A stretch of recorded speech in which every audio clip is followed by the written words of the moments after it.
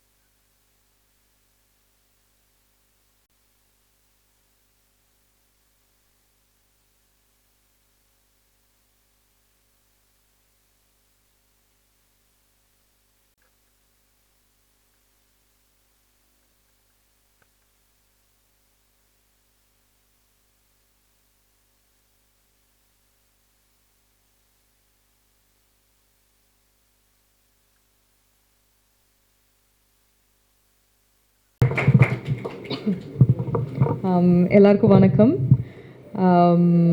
I have worked with AVR Swarna Mahal for ஒரு 3-4 years or say 2-3 years நான் work பண்ணிகிட்ருக்கேன். குமரிக்கண்டம் 1 நான் தான் இவங்களுக்கு என்னோட தான் இவங்க பண்ணியிருந்தாங்க. அண்ட் I think அவங்க என்கிட்ட they've been very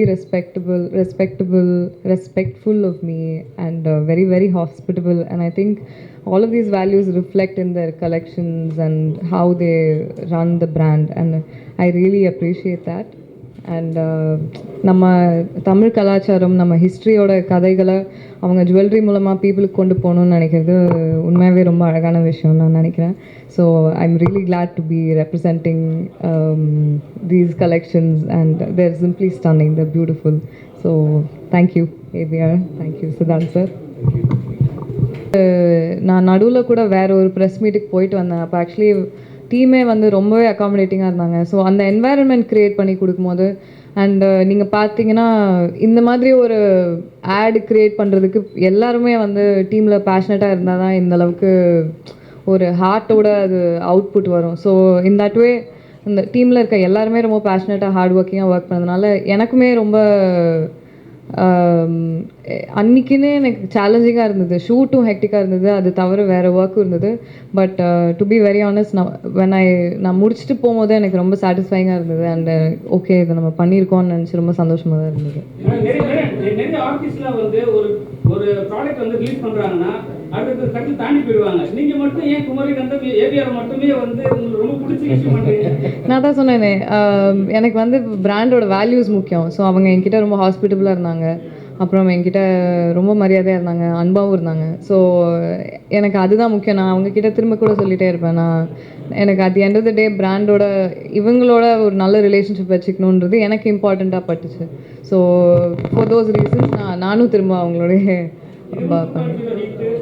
அப்புறம் வந்து ஸ்டார் படம் பண்ணிட்டீங்க, நெக்ஸ்ட் ஸ்டார் 2 போடுவாங்க. அது ஹிட் ஆயிடுதுல படுவாங்க. கரெக்ட். தேங்க்யூ கொடுத்தாங்க. பட் எங்களுக்கு என்னன்னாக்கா ஏவிஆர் சொன்ன மாதிரி அந்த ஹோல் இன்னும் பெட்டராக எப்படி கஸ்டமர் கொடுக்கலாம் அப்படின்ற இதில் ஃபோக்கஸ் பண்ணி இன்னும் வேலைகள் அதிகமாகவும் இன்னும் டெக்னாலஜி யூஸ் பண்ணி இன்னும் புதுமையாக எவ்வளோ பியூட்டிஃபுல்லாக அந்த டிசைன்ஸை செய்யலாம் அப்படின்றது தான் இதோட மெயின் ஸ்கோப் ஆஃப் ஒர்க்காக இருந்தது. அதை நாங்கள் நல்ல விதமாக அச்சீவ் பண்ணோம். It has come out even better. இது செய்ய வந்து கைவினையாக பண்ணுறீங்களா இல்லை மிஷினில் வச்சு பண்ணுறீங்களா சார்? சார் இப்போது 1.0 பார்த்தீங்கன்னா ஒரு எலக்ட்ரோஃபோமிங் டெக்னாலஜியில் வந்து ஜுவல்லரி பண்ணும். So it is a mix of hand and machine. So இப்போ 2.0 பார்த்தீங்கன்னா இன்னும் பெட்டராக பண்ணணும்னு சொல்லிட்டு ஸோ இப்போ கோல்ட் ரேட் நீங்கள் பார்த்தீங்கன்னா ஏறிட்டே இருக்குது. ஸோ மக்களுக்கு வந்து இன்னும் லைட் வெயிட்டில் ஒரு பிரம்மாண்டமாக பெட்டர் டிசைன், பார்வையான டிசைன் கொடுக்கணும்னு சொல்லிட்டு ஸோ 4 டெக்னாலஜி வந்து மிக்ஸ் பண்ணியிருக்கோம். So one is casting, one is handmade, one is electroforming and another one is அந்த ஸ்டட்டட் ஜுவல்லரி பண்ணுவாங்க. அந்த ஜெம் ஸ்டோன்ஸ்லாம் கையிலே ஃபிக்ஸ் பண்ணுவாங்க. ஸோ இந்தியாவோட பெஸ்ட் ஆஃப் பெஸ்ட் ஆர்டிசன்ஸ் வச்சுக்கிட்டு I think we have made this Kumari Kandam collection 2.0 possible. நிறைய வந்து ஷோரூமில் ஷாப்லலாம் வந்து என்ன சொல்லுவாங்கன்னா டிஸ்கவுண்ட் தரேன்னு சைக்கிள் இல்லைன்னு அங்க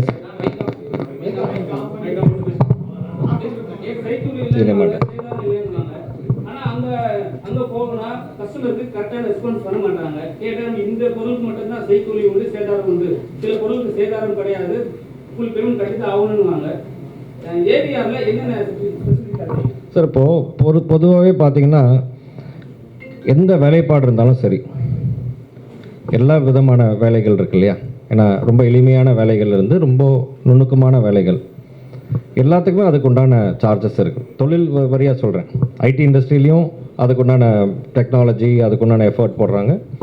அதே போல் மற்ற ஹார்ட் ஒர்க்கிங் பீப்புள் ஆல்சோ இல்லையா, அவங்களுக்கும் லேபர் அந்த மாதிரி போகுது.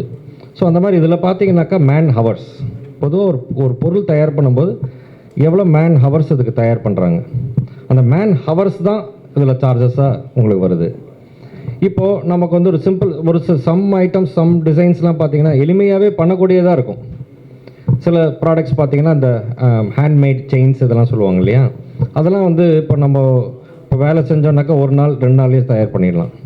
ஆனால் சில வேலைப்பாடு செயின்லேயே பார்த்தீங்கன்னா 1 வாரம் 10 நாள் கூட ஆகும். அந்த மாதிரி நெக்லஸ், ஹாரம், ஒடியானம், கைவங்கி இந்த மாதிரி இதுலேயும் இதே நுணுக்கங்கள் இருக்குது. எவ்வளோக்கு எவ்வளோ நம்ம வந்து அதில் டைம் செலுத்தி நம்ம வேலை பண்ணுறோமோ அதுக்குண்டான காஸ்ட் கூடுதலாக வரும்.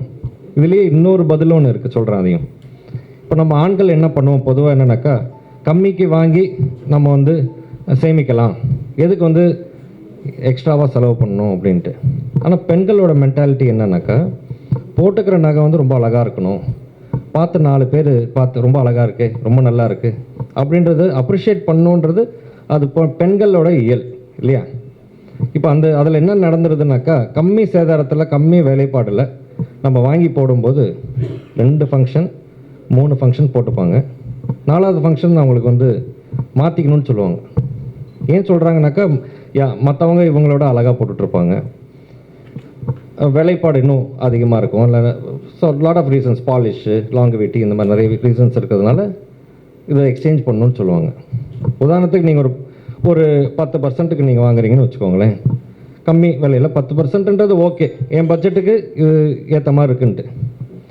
இதே ரொம்ப வேலைப்பாடோட ஒரு 15% கொடுக்குறாங்க அப்படின்னு வச்சுக்கோ, 15ஓ 20ஓ depending on what you're selecting.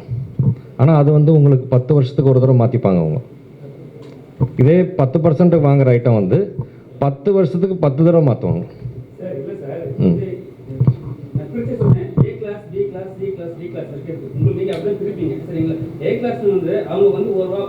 ஒரு வாட்டி வாங்குற நகையை ஒரு டைம் போட்டாங்கன்னா 2 வருஷத்துக்கு அப்புறம் போடுவாங்க.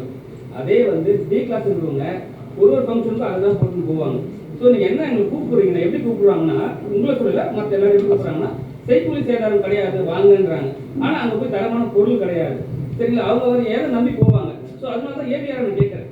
அதாவதுங்க எல்லாமே முக்கியம். அதாவது செய்கூலி கம்மியாகவும் வாங்கணும், அதே சமயம் வேலைப்பாடையும் நம்ம வந்து குறைச்சலாக வாங்கிடவும் கூடாது. ரெண்டுமே முக்கியமான விஷயம். நல்லா தரமாகவும் இருக்கணும், நல்லா ஃபினிஷிங்லேயும் இருக்கணும், கரெக்டான விலையிலே இருக்கணும். இது 3மே இருந்தால் தான் உங்களுக்கு லாங் ரன் வரும். நீங்கள் விலையை மட்டும் பார்த்தீங்கன்னா மற்றதில் குவாலிட்டிலையோ இல்லை ஃபினிஷிங்லேயோ காம்ப்ரமைஸ் ஆகிடணும். ஃபினிஷிங் மட்டும் நீங்கள் பார்த்தீங்கன்னா விலை கூடுதலாக கொடுக்க வேண்டியதாக போயிடும். ஸோ அதனால் நம்ம எல்லாத்தையுமே பேலன்ஸ் பண்ணி இது வந்து ஓகே, இது நல்லா இருக்குது பொருள், இது உழைக்குமா, நல்லா இருக்குமா, நாள் நீடிக்குமா. இப்போ நீங்களே சொல்கிறீங்க ரொம்ப ஃப்ரீக்வெண்ட்டாக மிடில் கிளாஸ், அப்பர் மிடில் கிளாஸ்லாம் இது ரொம்ப ஃப்ரீக்வெண்ட்டாக அதிகமாக யூஸ் பண்ணுவாங்க. அதிகமாக யூஸ் பண்ணுறவங்களுக்கு தான் வேலைப்பாடு ரொம்ப முக்கியம். ஏன்னா கட்டிங் பாலிஷ்ன்னு சொல்கிறது வந்து நல்ல நயமாக கரெக்டாக தயார் பண்ணுறதுல தான் இருக்குமோ தவிர அவசர அவசரமாக செஞ்சேன்னா உங்களுக்கு வந்து அதனோட பாலிஷோ பழிவழிப்போ டிஸ்கவுண்ட் இருக்கா இல்லையா சொல்லுங்க மக்களுக்கு. அதான் சார், உங்களுக்கு டிஸ்கவுண்ட் மட்டுமே வேணும்னு வச்சுக்கோங்களேன், தரத்தை மறந்துடணும். நான் உங்களுக்கு சொல்கிறது என்னென்னாக்கா, தரமான பொருள் வாங்கணும், நியாயமான விலையில் வாங்கணும், அதுதான் உங்களுக்கு சொல்கிறேன். டிஸ்கவுண்ட் மட்டும் வேணும்னாக்கா நீங்கள் வந்து இப்போது ஹோட்டலில் போய் சாப்பிடும்போது கீ போட்டு சாப்பிட்டா உடம்புக்கு நல்லது, டால்டா போட்டால் நல்லதா? இப்போ அது விலை கம்மியாக இருக்கும். அதாவது நான் என்ன சொல்ல வரேன்னாக்கா, நல்ல தரமாகவும் இருக்கணும், அதே சமயம் விலையும் கம்மியாக இருக்கணும். ரெண்டையுமே மிக்ஸ் ஆகி வாங்கினீங்கனாக்கா உங்களுக்கு நல்லது, அதுக்காக சொல்ல வரேன். ஃபியூச்சர்ல கோல்டு ரேட் வந்து பயங்கரமா ஏறும்னு சொல்லி எல்லாருமே வந்து வாங்க ஆரம்பிச்சாங்க. சொட்டா முன்னாடி லேண்ட் வாங்கிட்டு வந்தாங்க, இப்போ வந்து கோல்ட்ல வந்து மக்கள் இன்வெஸ்ட்மெண்ட் பண்றாங்க. ஸோ உங்களுடைய பார்வைக்கு ஃபியூச்சர்ல கோல்டு ரேட் என்ன காஸ்ட்ல இருக்கும்? அதாவதுங்க, இப்போது கோல்டு மேலே ஏன் எல்லாத்துக்குமே வந்து இன்ட்ரெஸ்ட் இருக்குனாக்கா, விலை ஏறிட்டு இருக்கு. நம்ம கல்ச்சர்லேயே பார்த்தீங்கன்னாக்கா ஒவ்வொரு சாஸ்திரம் சம்பிரதாயம் ஒவ்வொரு விசேஷத்துக்கு நம்ம வந்து இது பவுன் வாங்கி வைக்கணும் பிடிக்கணும் அப்படின்றது எதுக்காக இருக்குனாக்கா, பெரியவங்க வந்து இது ஒரு நல்ல சேமிப்பாக இருக்கும், அவசரத்துக்கு இது உதவும், இன்னொன்று நல்ல இன்வெஸ்ட்மெண்ட் அப்படின்றது தான் இருக்குது. இது வந்து கோல்டை பொறுத்த வரைக்கும் மேலே போகும் கீழே இறங்கும், மேலே போகும் கீழே இறங்கும், ஆக தான் செய்யும், அது ஆக தான் செய்யும். ஆனால் என்னென்னாக்கா லாங் ரனில் பார்த்தீங்கன்னா விலை ஏற தான் செய்யும். அதனால தான் இப்போ டெக்னாலஜி இப்போது நாங்கள் என்ன பண்ணியிருக்கோம், ஏவிஆர் சொன்ன மாதிரி நாங்கள் என்ன அடாப்ட் பண்ணியிருக்கோம்னாக்கா, பார்வைக்கு ஒரு உதாரணத்துக்கு ஒரு ஹாரம் எடுத்திங்கன்னா 100 கிராம்னாக்கா நாங்கள் அதை 60 கிராம்லேயே அந்த 100 கிராமோட லுக்கு கொடுத்துட்டோம். ஸோ உங்களுக்கு 40% அதுலேயே உங்களுக்கு சேமிப்பு, நல்ல பொருள், ஆனால் எடையும் கம்மி, ஃபினிஷிங்கில் எந்த விதமான உங்களுக்கு மாற்றமும் இல்லை, அது டெக்னாலஜி ஹெல்ப் பண்ணுது.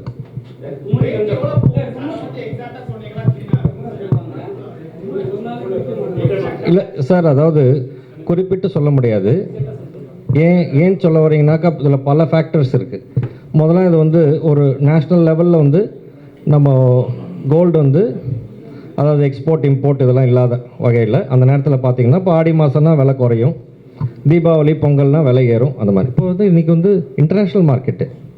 இப்போ வந்து பார்த்தீங்கன்னா இப்போது போர் நடக்குது, ரஷ்யாவில் போர் நடக்குது, இல்லை யுக்ரைன் ரஷ்யாவில் போர் நடந்துகிட்ருக்கு. அப்புறமா வந்து சைனா பார்த்தீங்கன்னாக்கா இப்போ வந்து நிறைய அவங்களோட ரிசர்வ்ஸ் எல்லாமே கோல்டாக வாங்கிட்டு இருக்காங்க.